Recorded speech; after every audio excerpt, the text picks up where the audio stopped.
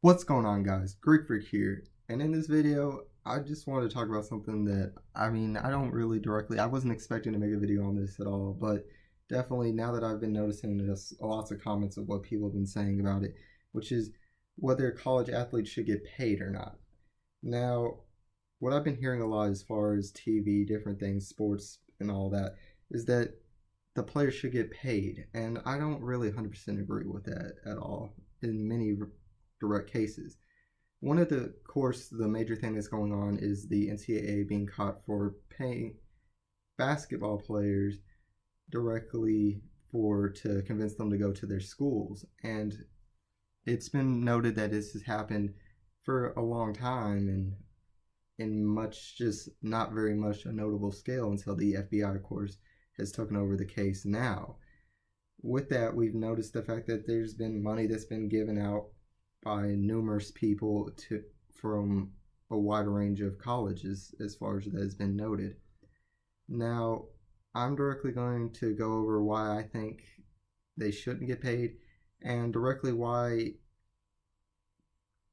the one and done rule shouldn't be removed and really put into the case that it's being put into. One of the major cases are going to be the actual appointment of the sport. I'm both a fan of college basketball and the NBA. And one thing that I've obviously noticed with the NBA is the fact that we have lots of great new young stars that are coming into the league. But we also have a lot of players that are coming in the league that are not at all ready to play basketball. Just one good note of that would be last year's draft class, with the highest scoring player from the actual draft itself only scoring 13 points per game, and he was the only one of two of the entire draft that had scored over 10 points per game. The top rebounder in the draft only had 5 rebounds per game. Now, you're probably like, well, it's just a rookie year. It's not much to worry about. But we've looked in plenty of cases, especially taking this draft into case, which I understand takes away a little bit from my argument, I guess. But we see the fact that their ability should be able to go up to those standards. And what we're really seeing is that international players are really taking over the game because they're coming out more fully polished as far as a good format for basketball, where college players really don't seem to be, the one and done college players aren't really seeming to be too great. If we look at many people, it doesn't matter what we really think about how they play in college. We look at it like, well, he's got so much potential. And that's one of the problems is, of course, teams drafting off of potential. And I know that's really, to me, a GM's fault for drafting off of potential rather than actually getting players that are developed so they can be able to be ready. But there's plenty of teams like Minnesota who's finally looking like they're tired of not making the playoffs after, I believe, 13 seasons in a row of not making the playoffs. They're finally being able to build up a team. It just shows the fact that as a fan of basketball, if my team falls apart, I don't want to wait 13 years for it to get better. It just doesn't make much sense to me. I don't feel like I'm the only one that thinks that way. Now, one of the reasons why the one and done rule was caused was actually due to the fact that a lot of the high school players were busts. We always hear, oh, the high school players were great. Look at Kevin Garnett. Look at LeBron James. Look at Kobe Bryant. Yeah, those are the few examples of the ones that went right. There's plenty of them that have went terribly wrong. And it's just so much of a problem that many people just don't know how to do it. And plus, you have GMs and these professional players going out there looking for talent scouts for high school games. And one of the things are, yes, it's very simple to notice people who are physically gifted. A LeBron James in basketball is pretty obvious to know that they sort of have a potential to become better. These 7-foot giants have a potential to get better and be good at basketball. But when you're just an average size point guard with no physically gifted attributes to you, somebody like a Stephen Curry, who's a two-time MVP in this league, was noted to not be that great of a high school basketball player. So why would you 100? How would you depict a great a high school basketball player, especially considering the fact that high school basketball doesn't always go up against the greatest talents? Now, if you're going against people that aren't that great in talent, how do you expect to know how great the player is? That's why college really does root out more better competition as far as people who can't really step up to direct moments or to point out direct weaknesses in their game. And here I'm going to show you two examples of why directly that players shouldn't be paid due to it's going to cause the exact same situation. Trae Young is a person that was not projected to be as great of a player as he directly is. Now projected in many NBA mock drafts, Trae Young is projected to be one of the top players as far as in the draft board, which is obviously a high substantial player and is obviously creating lots of revenue for the Oklahoma Sooners. As many may believe, that's very much the point, that they need to get paid. But wouldn't you underpay for somebody that you didn't expect to be that good? You're not going to overpay for somebody that's not expected to be that great. Now, let's put that out to the other point. Whenever we go to somebody like a Michael Porter Jr., somebody who's already projected to be high up, the number one recruit as far as whenever he was firstly coming up into the league. And not only that, but then you have somebody that gets hurt after only playing 2 minutes of basketball, which you would therefore have to owe them for the time that they're not going to even spend there. And you know, with somebody like that, who's still going to be projected at the top of the draft board, as he's projected still top 3, no doubt, by any teams, due to just the physical skill that many people are going to go off of, which is potential. And for my example, for the Trae Young example, of course, was not too much of an over-exaggeration. Obviously, he was still a great basketball player throughout high school, but you have plenty of things, and this is one thing for being a college fan, that if you are a college fan as well, you would probably note this, that there's plenty of people who are walk-on players that end up becoming great players later on. So for many people, I've been hearing as far as the argument to pay players that it's either going to be this variable amount as far as how it's to be paid. And this is one of the problems I do have with it as well, is how do you pick how much a player deserves to get paid? Because obviously we've seen people getting paid over $100,000 as far as that we know of, just to convince them to go to their schools today, with it not being any restrictions to it. So whenever you allow colleges to pay players, is there going to be a cap limit? Is there going to be unlimited amount? And if there is a cap limit, who's to say that it's not going to cause the same problem where there's still going to be agents or people in other colleges that are going to still pay in a little extra amount above the amount, just so that way they convince you to come to their college? And for that, if it is any amount, then what about the players that are these walk-ons and people like that, who at this point, there's walk-ons and great players that still have to pay for their tuition and everything else, and nonetheless not get paid as far as anything else.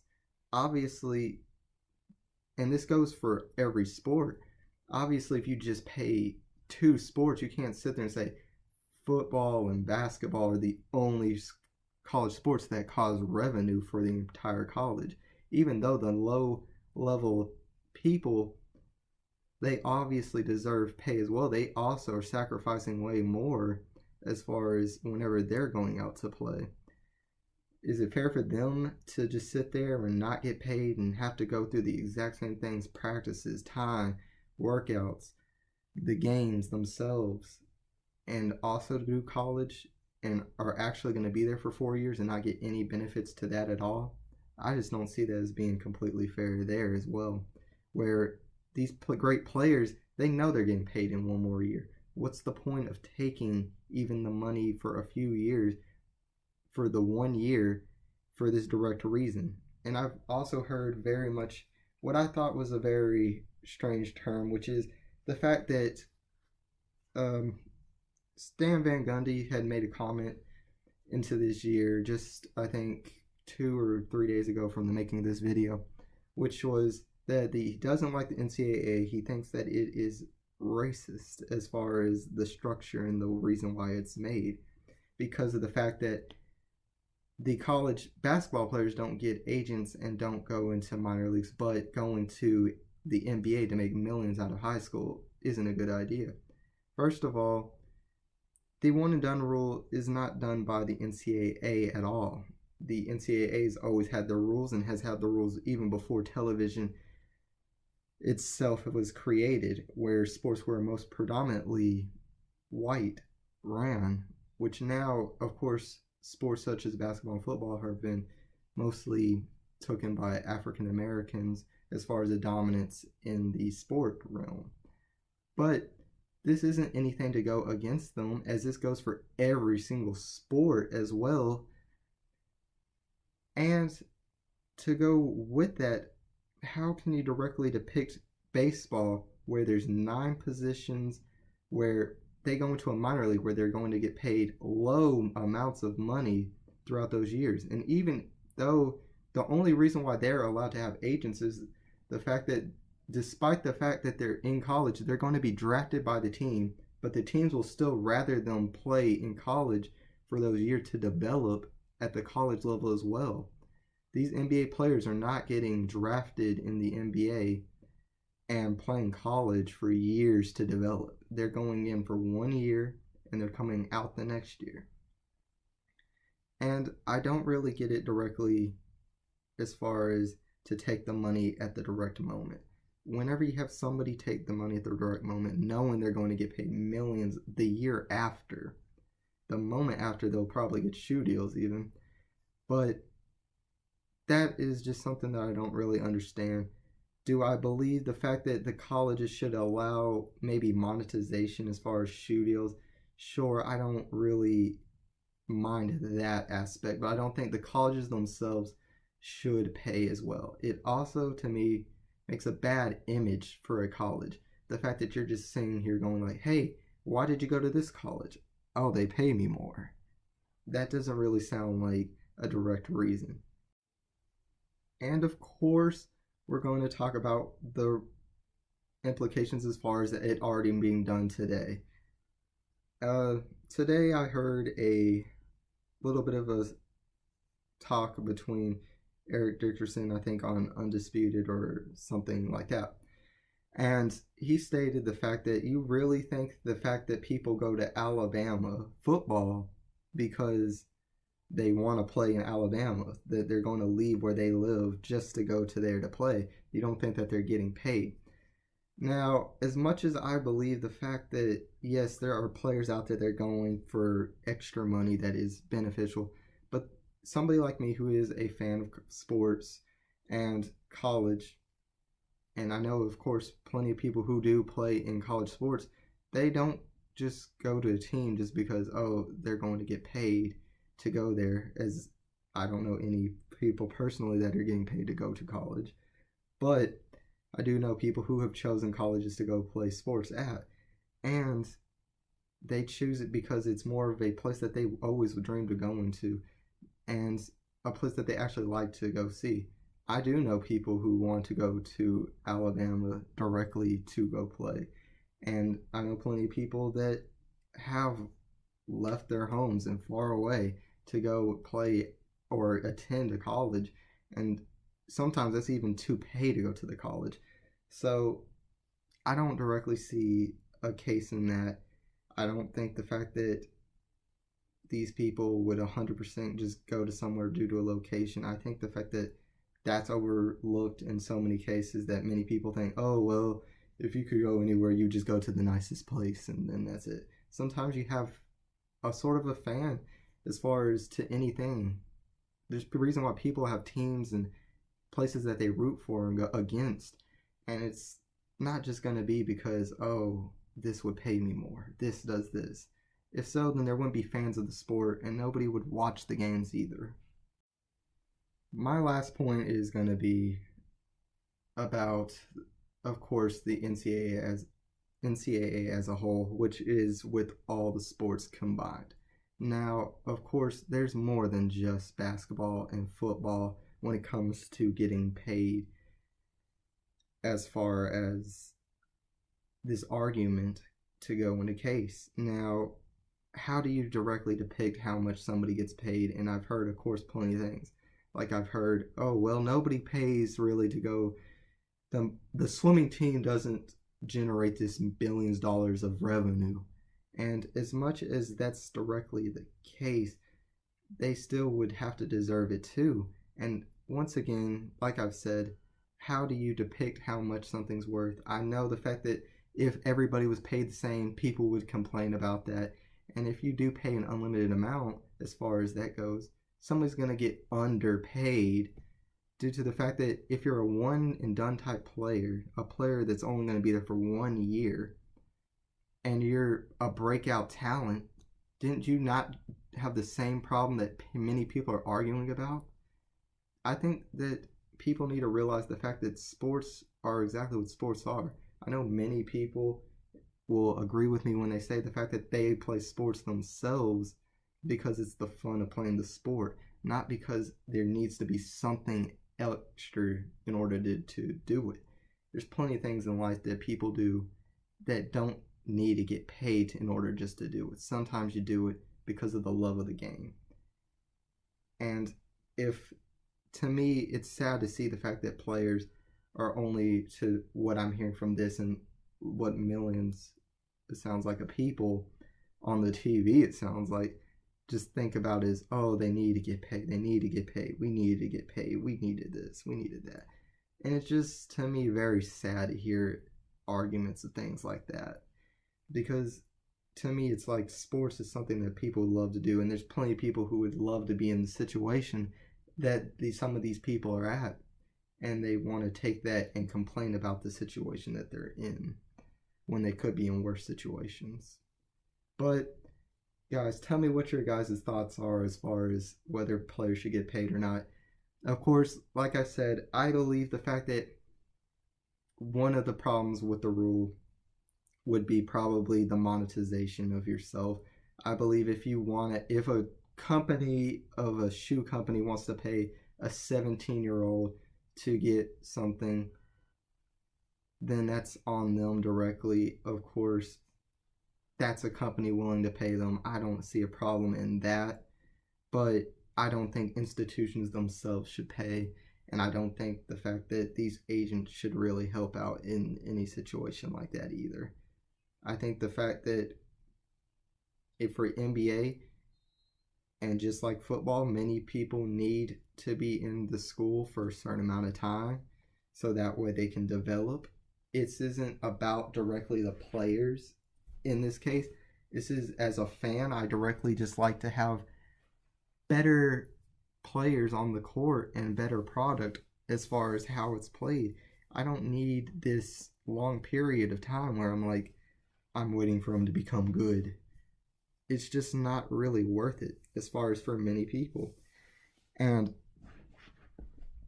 with 1 year in the college, of course, lots of times it's used up as an excuse and everything else. And I don't like excuses as far as how they're playing and how bad they are and the potential. I think you should draft them off of how good they actually are. The same thing that you should do if you were to pay these players. How do you pick before you even see them? But tell me what you guys' thoughts are. If you enjoyed the video, hit the like. If you didn't like the video, dislike the video. It'll be fine. I'd like to hear you guys' honest opinion on this. I'm not sure how long I've been talking about this directly, but just there you go. This is the Greek Freak, and if you want, and I haven't been posting for a while, but this is Greek Freak. Subscribe to become part of the Greek army today, and as always, this is Sparta.